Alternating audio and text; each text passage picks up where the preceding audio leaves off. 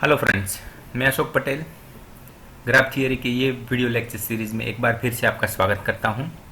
दोस्तों, लास्ट जो हमारा लेक्चर था टाइप्स ऑफ ग्राफ लेंदी हो जाने की वजह से सभी टाइप्स ऑफ ग्राफ उसमें कवर नहीं हो पा रहे थे, इसलिए हमने ये दूसरा पार्ट बनाया है जिसमें हम देखेंगे वेटेड ग्राफ क्या होता है, कन्वर्स ग्राफ क्या होता है, सब ग्राफ क्या होता है, neighbours of a graph, vertex क्या होता है, total degree of a node, ये देखेंगे।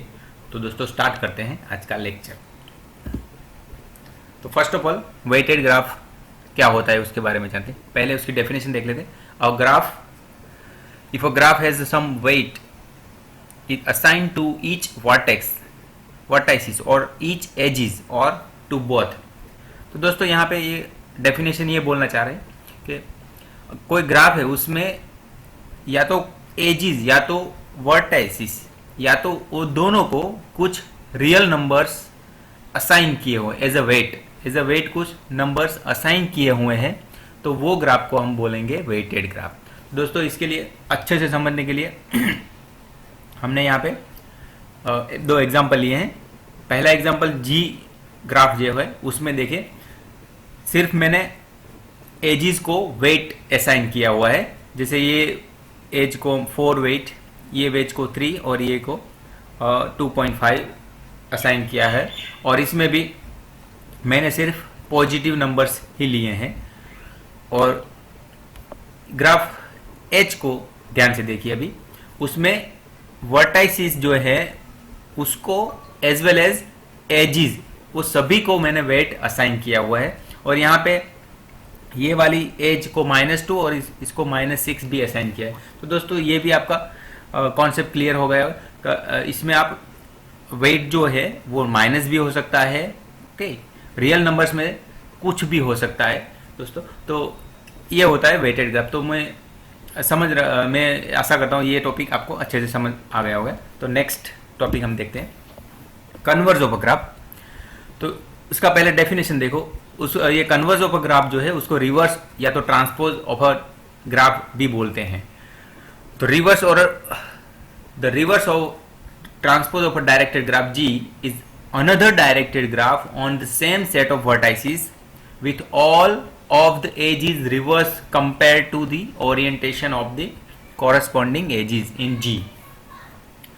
यह भी दोस्तों एकदम इजी फंडा है, आपको समझ में आ जाए ऐसा फंडा है। इसमें कुछ ज़्यादा अच्छे से समझ आए इसलिए मैंने दो एग्जांपल आपको दिए हैं।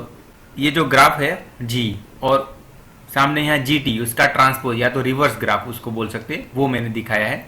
तो ग्राफ जी में देखिए ये दोनों में क्या अंतर है। तो जो जी ग्राफ है उसमें जो एजिस, डायरेक्टेड एजिस है, ट्रांसपोज या तो रिवर्स ग्राफ में उसकी एजिस की डायरेक्शन वो चेंज हो जा रही है। ओके दोस्तों, तो उसमें डायरेक्शन जस्ट एजिस की चेंज हो रही है, और इसको ही बोलते हैं हम रिवर्स या तो कन्वर्स। जैसे 2-3 हम एजिस ऐसे देख लेते हैं रैंडमली। जैसे ए और बी के बीच में देखो डायरेक्शन ए टू बी है, तो रिवर्स ग्राफ या तो ट्रांसपोज ग्राफ में आप देख सकते हो बी टू ए हो गई। तो दोस्तों इसमें समझना एकदम आसान है। देखो ए टू सी देख लो, तो इसमें सी टू ए एज जा रही है और इसमें रिवर्स हो गई, ए टू सी हो गई। तो सभी एजिस के आप 1 बाय 1 देख सकते हो। मीन्स कन्वर्स ग्राफ का एक ही फंडा है, जो डायरेक्टेड ग्राफ में एजिस हैं उसमें उसका ट्रांसपोज या तो रिवर्स ग्राफ जो है उसमें एजिस रिवर्स हो जाएगी या तो उसकी डायरेक्शन चेंज हो जाएगी ऐसे। तो दोस्तों ये भी आपको समझ में आ गया होगा। नेक्स्ट टॉपिक देखते हैं, सब ग्राफ। ये भी एक दोस्तों एकदम ईजी फंडा है। डेफिनेशन देखो या तो डेफिनेशन नहीं देखते तो फिर भी आपको इजीली पता चल। सब ग्राफ क्या होता है, अगर जो ओरिजिनल ग्राफ होता है उसमें से अगर हम कुछ एजिस या तो वर्टेक्स निकाल दें और जो ग्राफ बनता है उसको हम बोलेंगे सब ग्राफ। अगर एच और जी दोनों इक्वल नहीं है तो उसको हम बोलेंगे प्रॉपर सब ग्राफ। तो दोस्तों ये भी फंडा आपको अच्छे से समझ में आ गया।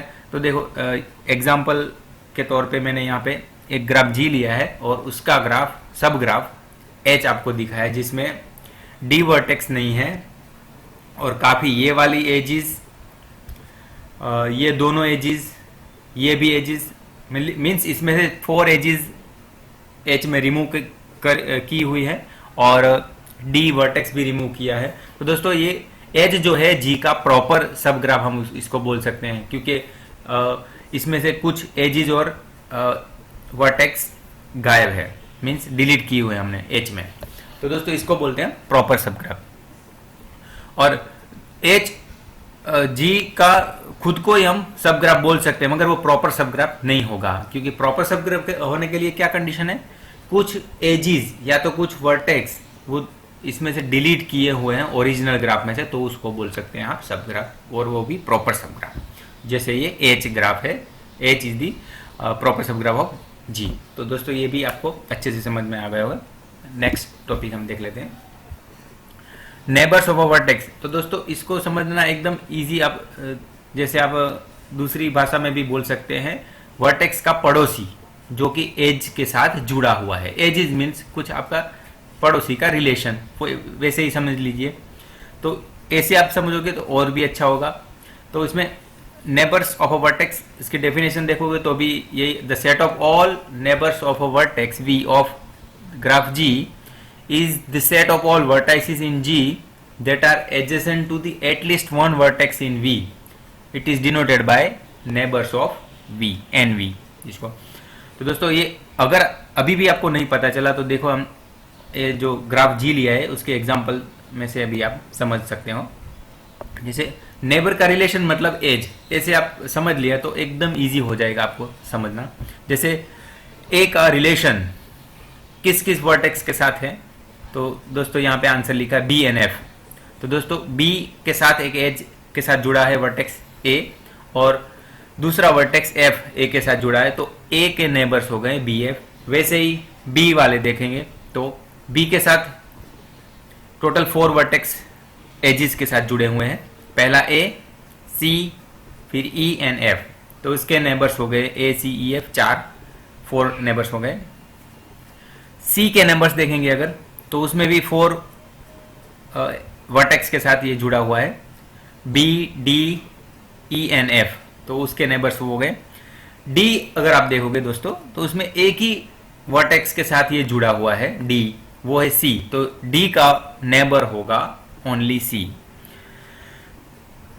ई वर्टेक्स देखते हैं दोस्तों, उसमें 3 vertex B, C and F, ये तीनों के साथ जुड़ा है एजिस के साथ, तो इसके नेबर्स होंगे बी, सी, एफ। एफ का देखते हैं तो उसमें 4 vertex A, B, C, E, A, B, C and E, वो चारों के साथ जुड़ा हुआ है एजिस के साथ, तो वो उसके नेबर्स होंगे। और दोस्तों यहाँ पर्टिकुलरली जी जो वर्टेक्स है वो इंटरेस्टिंग है, वो देखने लायक है।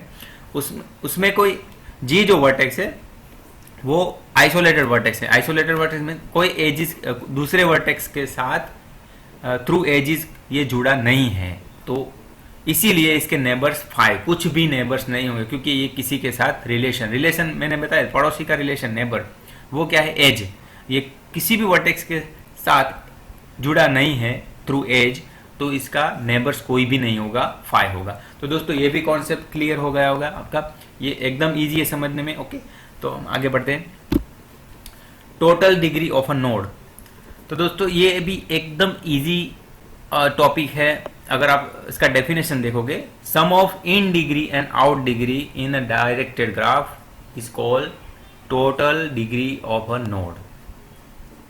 तो दोस्तों ये भी एकदम in degree and out degree, वो 2 डिग्री का टोटल डायरेक्टेड ग्राफ में इन डिग्री और आउट। दोस्तों लास्ट लेक्चर में हमने इन डिग्री और आउट डिग्री का डिस्कशन किया था, तो इसलिए मैं यहाँ पे उसमें इन डिग्री और आउट डिग्री में डीप में नहीं जा रहा, तो डायरेक्टली मैं दिखा रहा हूँ ये एक। तो टोटल डिग्री मतलब क्या हुआ, sum of in degree and out degree, और उसके लिए मैंने एक एग्जांपल लिया है जिसे आपको अच्छे से समझ में आएगा। जैसे ए वर्टेक्स का टोटल डिग्री निकालना है आपको, तो उसमें से in degree plus out degree, तो इन डिग्री कोई नहीं है दोस्तों, इसीलिए मैंने 0 लिखा है यहाँ पे, क्योंकि कोई भी वर्टेक्स कोई भी एज ए की तरफ नहीं आ रही, दोनों ही बी और सी की तरफ जा रही, E1 E3 as.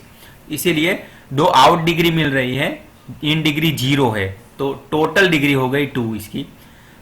Vertex B देखते हैं। इसमें भी अगर आप देखोगे 2 एज E1 एंड E2 उसकी तरफ आ रही है, कोई भी एज दूसरे वर्टेक्स की तरफ जा नहीं रही, तो इसकी इन डिग्री 2 होगी, आउट डिग्री 0 होगी बी वर्टेक्स की, तो टोटल डिग्री हो गया इसका 2। अभी सी वर्टेक्स का देख लेते हैं। इसमें E3 एज सी की तरफ आ रही है, मीन्स इन डिग्री 1 होगी, और एक एज बी की तरफ जा रहा है, मीन्स आउट डिग्री होगी 1, तो 1 और 1 टोटल हो गया 2। तो दोस्तों ऐसे आप इजीली कोई भी ग्राफ का total degree of a vertex निकाल सकते हो। तो दोस्तों इसमें हमने समझा कैसे अलग अलग टाइप्स के ग्राफ होते हैं और उसकी प्रॉपर्टीज कुछ, हम टोटल डिग्री और उसके बारे में हमने जाना। तो दोस्तों आगे भी हम इंटरेस्टिंग चीज़ों के बारे में जानेंगे, ग्राफ के बारे में। तो मैं आशा करता हूँ ये वीडियो आपको पसंद आया होगा। Thank you.